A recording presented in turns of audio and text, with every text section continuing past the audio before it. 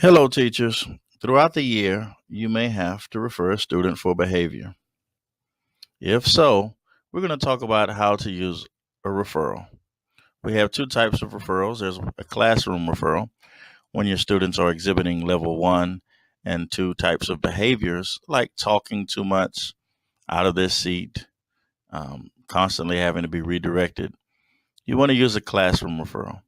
You want to note the date in the classroom referral after you talk to the student. You want to describe what the behavior is. You want to conference that student, note the date, and then you want to contact that parent with a phone call and note the date and time. You want to make sure you return back to this if you have to leave a message because it's important to talk to the kids. Sometimes on the first event, all you need is a conference. If this level 1 or 2 behavior happens again, then you can note the date of the incident on the second line. And again, write the incident. You want to be brief. You don't want to you don't want to have a lot of verbiage, or you don't want to name names of other students in your discipline referral. This is a legal document. And you want to also date the time that you talk to the student. You also want to contact the parent and let the parent know and note the date and time. By the time you address the student on the third occasion, you can definitely fill it out and turn it into the AP office because now you've been at 3 separate events. Sometimes people have questions about if they do 3 things in one day, would it be wise to note all of them and put them on one referral? My answer to that would be no. If you have a lot of behaviors in one instance, you want to write all those instances in one on one line and call the parent and address that parent about that instance. If you have multiple instances again on the next day, then you possibly just want to immediately move to an immediate referral. You always want to make sure on this classroom referral that you script the student name, the ID, the grade, who you are, the period, and the time that you're talking with that particular student. You want to write their guardian's name and their phone number along with the date that you contacted them.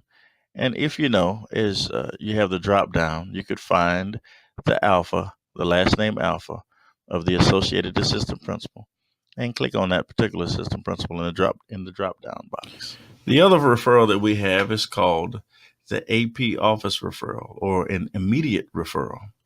The immediate referral refers to any behavior that's level 3 and above. Level 3 behaviors could be something like fighting, cursing another student out, cussing at a teacher, or some disruptive behavior that just needs to stop immediately and that you feel the need to remove that student right away or address the behavior right away. Just like the classroom referral, you want to fill out all demographic information. All of these things are important prior to this referral making it to the AP office. You want to put the student's first and last name, their ID, the grade, your name, the period that you're in, and as best you can, the time that the event happened. You also want to write the guardian's name, the contact information, the date you contact the parent. And please, this is a must. Do not send this referral if you have not made contact with that parent. And finally, the assistant principal, the respective principal for that student's last name. I'm going to write the incident, and even though the box is big, the goal is to be as concise as possible with as few words as possible. Sometimes when you write too much, we can't put all of that into the system, and so we end up paraphrasing what you're writing.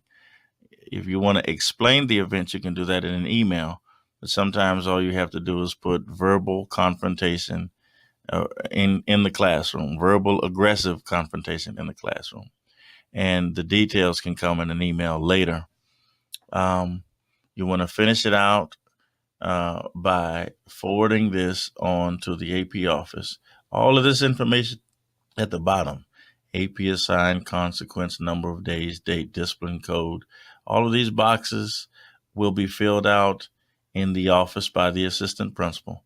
And once it's done, it will be saved, logged in the system, and you should receive a copy from your assistant principal.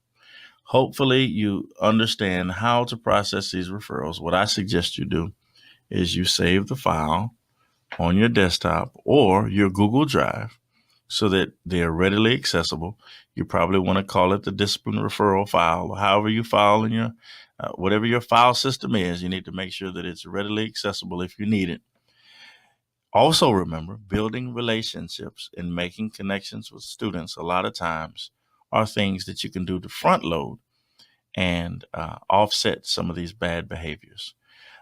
Till next time, have a great one, and hopefully you've learned how to effectively and properly fill out a discipline referral. Take care.